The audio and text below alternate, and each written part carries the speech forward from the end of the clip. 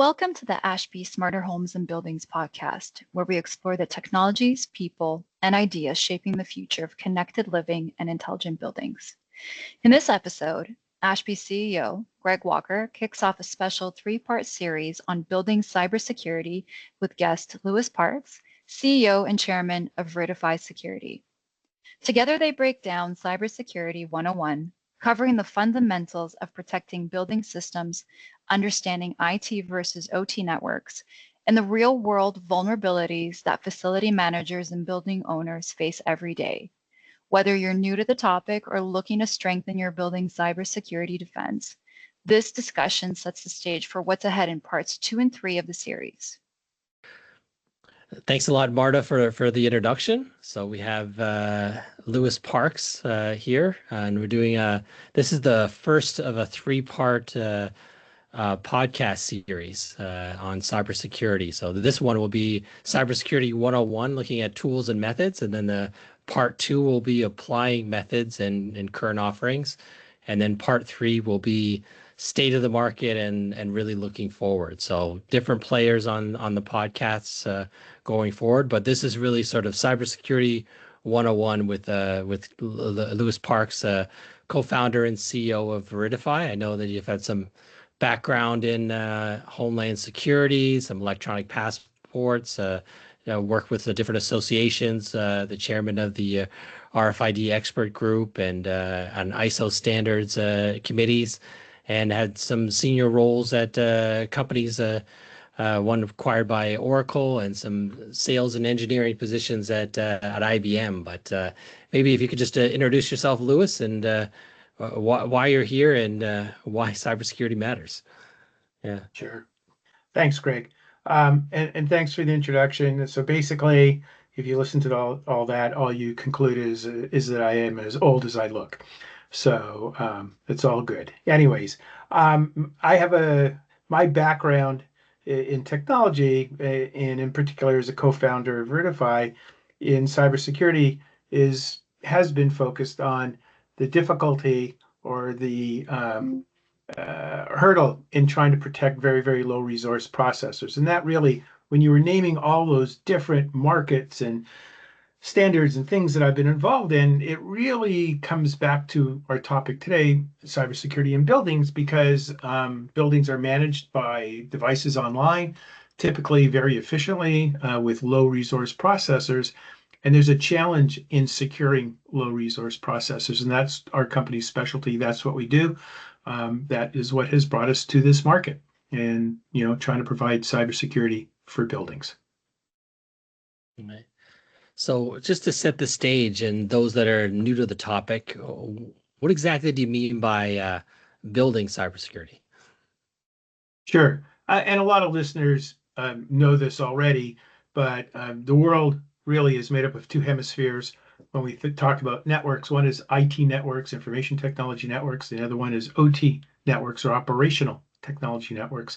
And the big difference being that operational technology networks typically have devices at the edge of the network. And that's what buildings are. Buildings have been run for decades by OT networks, IP, or intellectual property, IP networks that run data to the devices at the edge. So cybersecurity is the practice of trying to protect these systems. For decades and decades, there have been tools, efforts, and things developed for the IT world, because data has always been perceived to be significantly valuable. Patient data, credit card data, financial data, etc. Buildings in OT networks are really an afterthought until they began to become connected. So that is what brings cybersecurity to buildings today, the need to protect networks, just like IT, maybe for different reasons. We'll talk about that. And the only other thing that for some listeners who are already aware of the fact that buildings run on networks, I just want to say for general listeners, you don't need to have a smart building or be working with a smart building to be at risk. The buildings that we work with have been operating with networks for decades, as I've already mentioned, and they're exposed. And that's why we're talking about cybersecurity today. And if you dig a little deeper, and how is securing building automation systems different than securing those traditional IT networks that you mentioned? Sure. I think the biggest difference that we need to think about are the goals. As I've already just mentioned in the definition, in the IT world, it's all about confidentiality and protecting data. The goal of the CTO or CISO is to ensure that the servers are protected, the data is protected. And the difference really comes in when you look at buildings and OT networks, where now it changes more to operations, reliability, safety, uptime.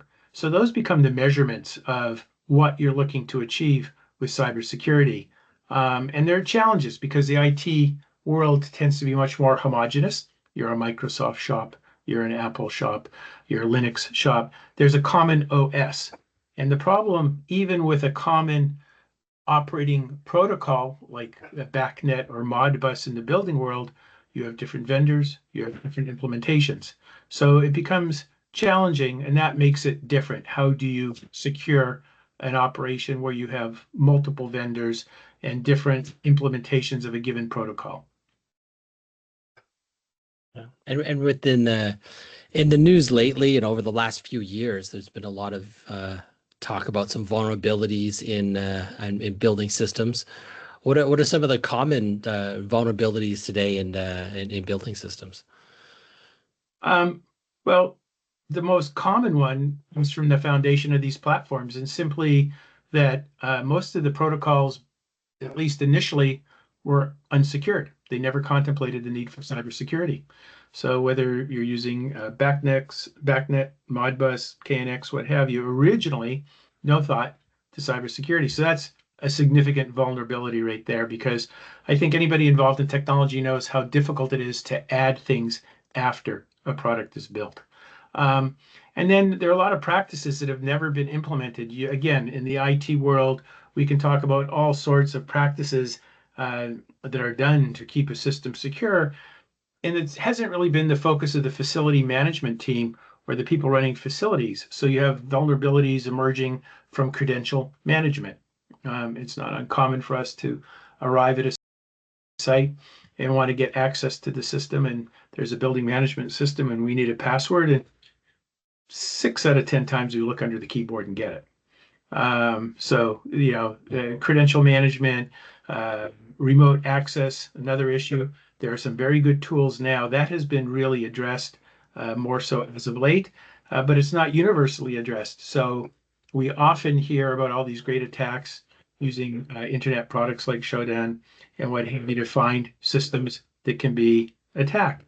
And it's the nature of these OT systems, because of all these different vendors and the need to maintain operations, that typical tools in the IT world that we would use, like network segmentation, become harder to implement. Even things like firewalls that you can use as a network platform to do the real deep packet inspection and some of the other things that you would implement can be disruptive to an OT world. So these, again, create vulnerabilities. And finally, the idea of updates or patch management or what have you, which is a weekly, if not more so, event in the IT world for many, many years, non-existent. So the software that was put in the device managing your building 8 years ago or 12 years ago when the building was implemented or the device was installed is the same software that's running today. However, the cyber attacks, the hackers, have been developing new methods daily, weekly, monthly for the last 8, 10 years. So hardly a match. All those things put together create a significant target for attacks. Are there some other other basic tools and methods used to secure buildings? I think you talked about firewalls and encryption. Are there any and authentication? Any other basic tools that we should consider when you're securing BAS systems? Yeah.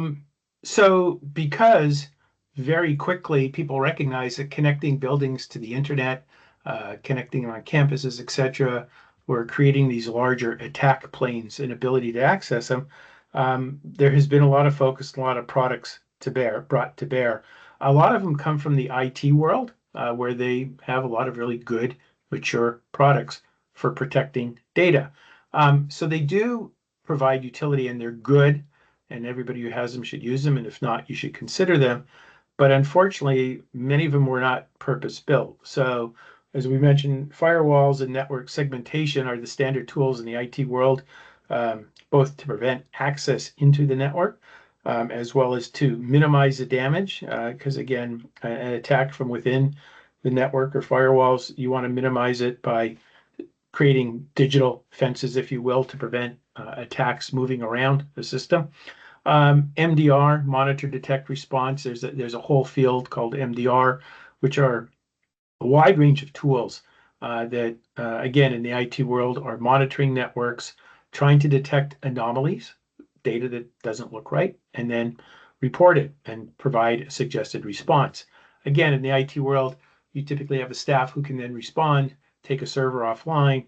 A bit of a challenge in the OT world, but there are some good tools out there that allow you to monitor your building. So in the worst case scenario, it's post attack, but then you have the ability to identify and respond. There's a lot of secure remote access tools now being developed because it's pretty standard to go from a cloud or remote location to a site.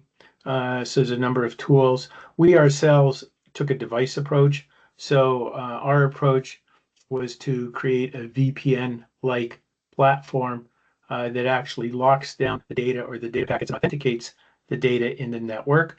At least one of the industry protocols is now using that at a controller level, where BACnet has developed something called BACnet Secure Connect.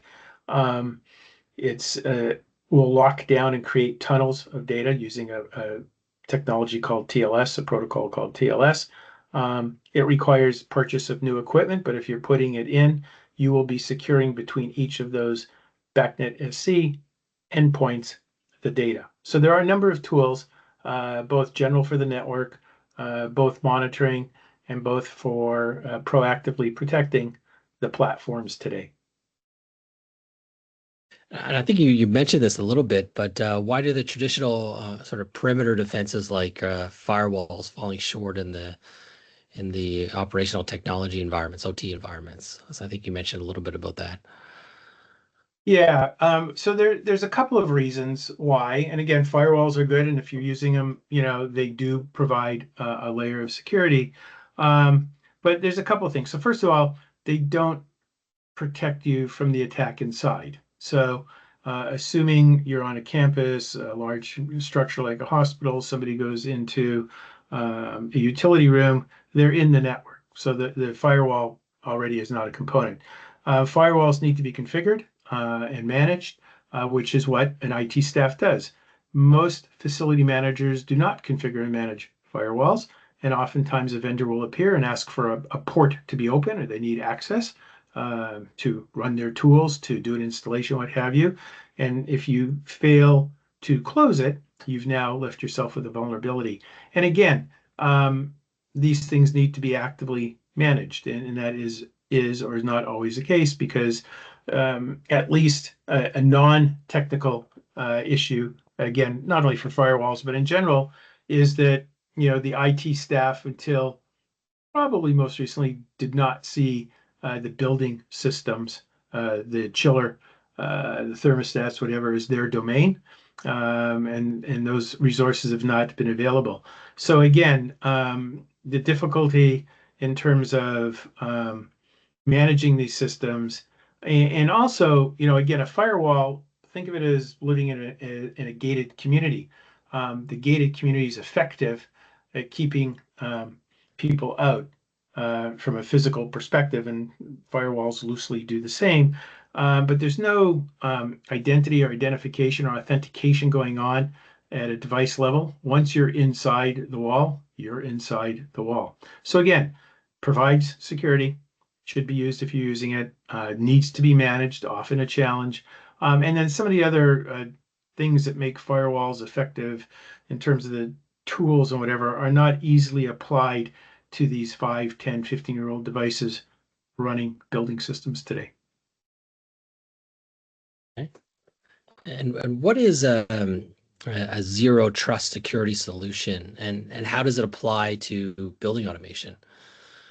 Sure. So this is a big two-word marketplace. Everybody sees it everywhere. So first of all, zero trust is really a guideline or a framework. It is not a standard. So if somebody's, nobody is certified zero trust other than the fact that they have taken the documentation, ideally from NIST or maybe the NSA. They have slightly very different variations on the model. And mapped it out to their product and said, yep, I certify, we comply. And again, the principle basically zero trust is as it sounds. Nothing should be trusted. So you're talking about identity. Is this the device or is this the network that I should be taking my commands from? Authorization. Do you have the right to make these changes? These are all design concepts that are looking to be implemented. Terms like mutual authentication, that is ensuring that both parties, perhaps the device at the end of the network and the controller issuing the message or the person above, are authenticated to each other.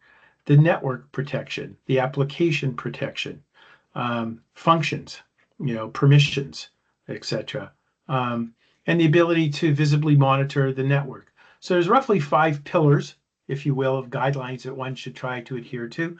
And most of them are applicable, if not all of them, to building systems. And it is a network, it is an IP network, and they're applied. So it's seldom, because of the range of these pillars cover, nobody does all of those things because their products don't do all of those things. And in some cases, they don't do any of them, but they still may provide some security. So zero trust is important if they say it. And again, the best one can do is ask for the documentation that shows how the product you're looking at maps to these guidelines. And how do BACnet and Modbus create unique cybersecurity challenges? Pretty widely used. Yeah. So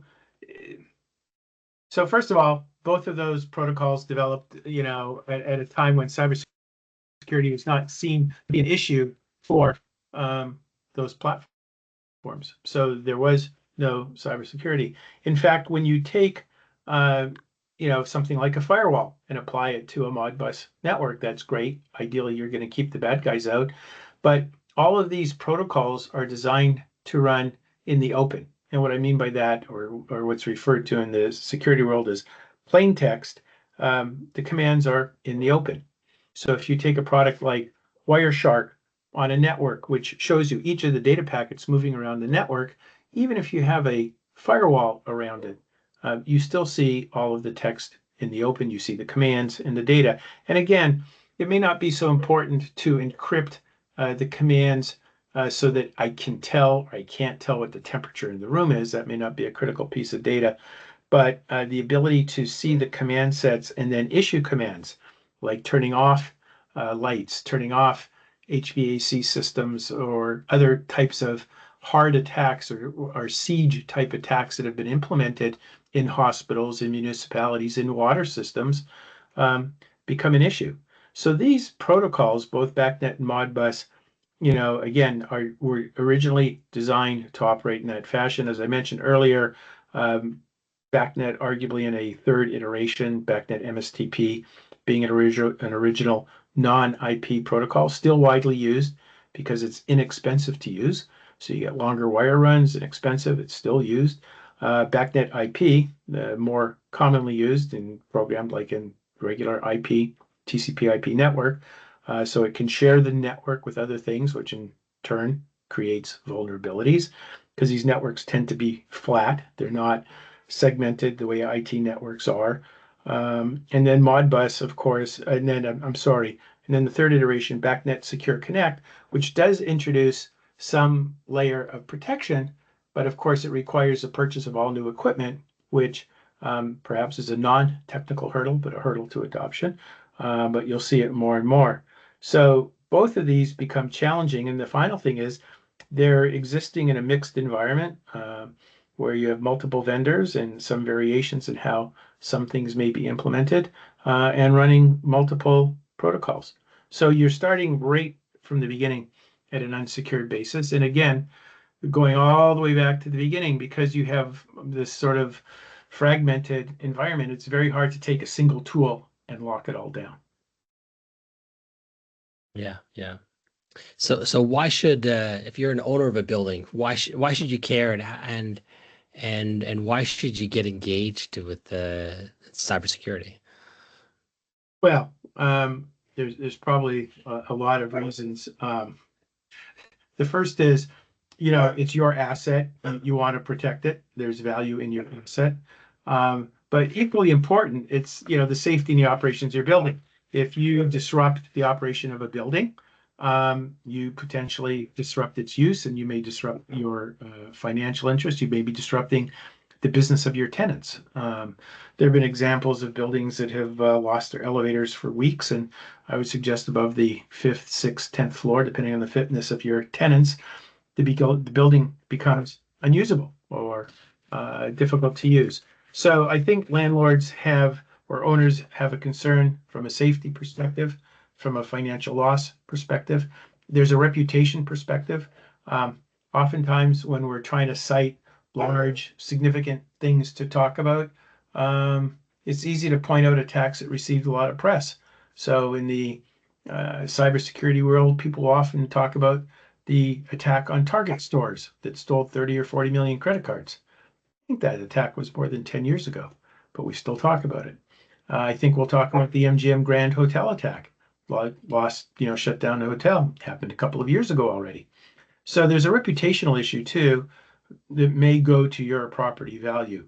I think that there's another, hopefully it's going to become a positive thing. Cyber insurance and premiums on cybersecurity insurance are growing quickly and large, and a component of that could be offset by taking care to protect your OT networks. We ourselves are talking to a global insurance entity about this right now, that by buildings, and in this particular case, it's industrial controls, a close cousin to building automation. By implementing cybersecurity tools, there could be an offset to the claims, and that could be rewarded through a reduced premium or through supporting the acquisition of products like ours, like some of the firewall products or whatever, to bring in cybersecurity. So I think it's a good differentiator too. We often talk to commercial real estate people who may not have a strong understanding of cybersecurity, the same way they may not have a strong understanding of the components of disability or slip and fall insurance, but they have it for their lobbies. And I think the ability to say that my building is protected at some level or rate, as opposed to the building across the street, that may be the differentiator that makes a tenant choose that building to protect the operations of its business and its employees. So I think there's a lot of strong safety, operational, reputational, and financial value for paying attention to cybersecurity for your building. Yeah, lots of different value adds, ROIs for implementation, for sure, especially with the massively increasing costs of cybersecurity insurance. Yeah. So if you were a building owner or a facility manager and you're starting from scratch, what first steps would you recommend to improve your cybersecurity profile, or maybe what are the other steps down the road to secure that profile from starting from the get-go? So some people will be lucky. They'll be designing or building a new building, and they can take advantage of all the latest and greatest tools.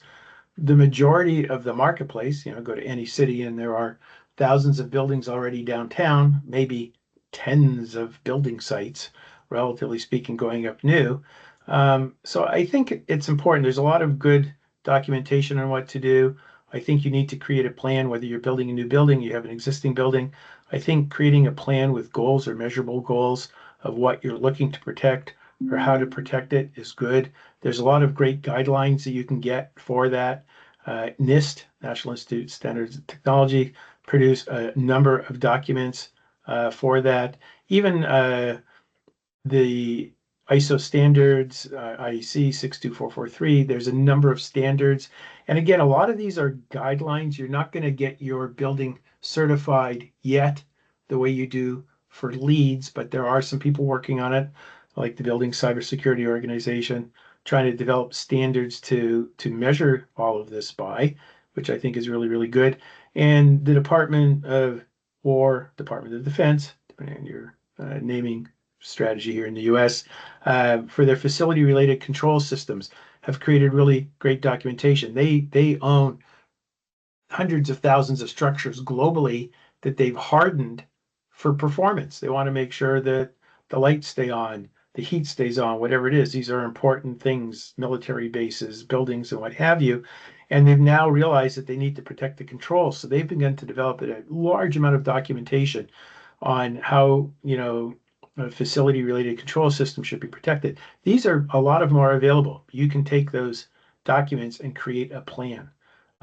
Your IT staff can help you. There are consultants who can help you, etc. I think then you need to inventory your system. I can't tell you, and again, this goes to existing platforms. When we show up, and again, the nature of our solution is to protect devices at the edge. Great. Well, we have to know the devices are there, where they are, and what they are. So logically, we would say, can you give us a schematic of your building systems? Most people can. Virtually, they are never current. There has been a remodel, a new tenant, an update. I can't think of a situation in a operating building yet, as I'm thinking of talking to you, where and they've given us schematics. We had a very close one where they had updated their HVAC systems in the last 3-4 years, campus in San Jose, but we still found a number of openings to the internet and other connecting points that had been by their tenants implemented since the buildings were redone. So I think it's really important to develop that visibility. There are a lot of tools out there that do it, and to maintain it for your own sake, because then you know what you're dealing with. And there's a lot of other non-cybersecurity reasons for that. So having developed this secure approach and probably documentation in terms of how you do credentialing and remote access and logins and what have you, document it and implement it. And again, the reason at the beginning I mentioned the word goals is because if you create a plan, you want to be able to measure it, and goals gives you the ability to measure it. So I think whether you're running a current building, and there are a number of great consulting entities out there that can help you with it. Some vendors will do it, and you'll get a good plan as a byproduct. But I think, if you're a building owner, it's worth implementing today. There was a second study. I want to say that it's almost like maybe the study hallucinated the first study. Honeywell did a study many, many years ago, but there was another study I saw a couple of months ago, both of which identified in excess of 25% of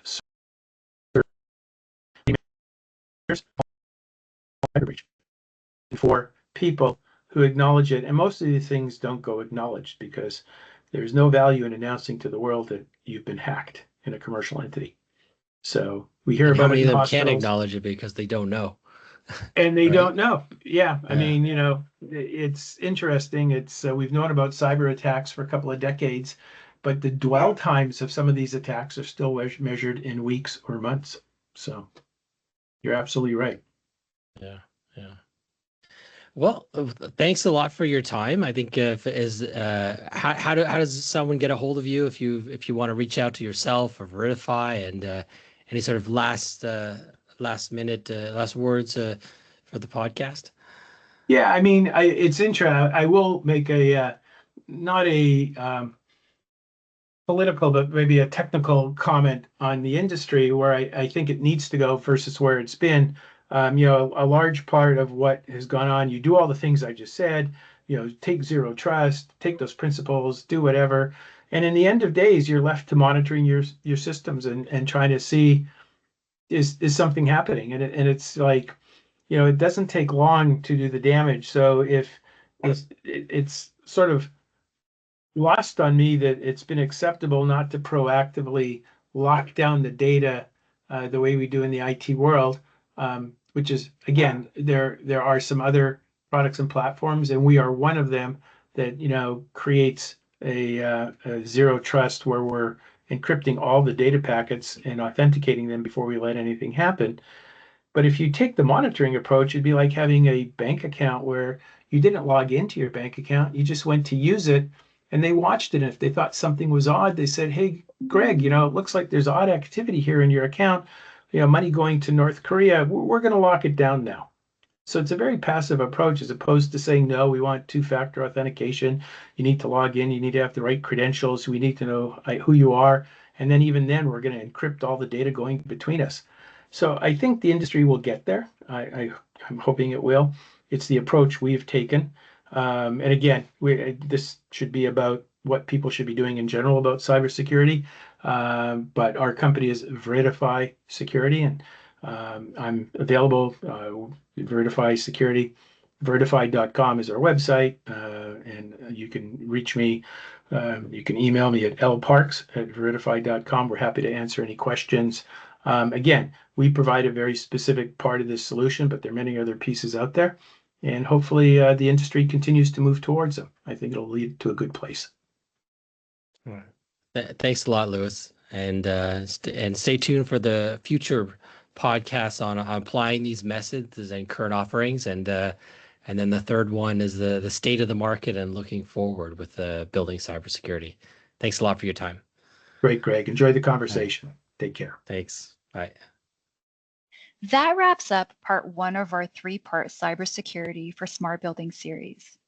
A big thank you to our guest, Louis Parks of Veridify Security, for sharing his insights on how organizations can better understand and address the cyber risks within their buildings. Stay tuned for the next episode, where we'll move from the basics into real-world applications, looking at how today's cybersecurity methods are being deployed across building automation systems. You can learn more about ASHB and access our research, events, and podcasts at ashb.com.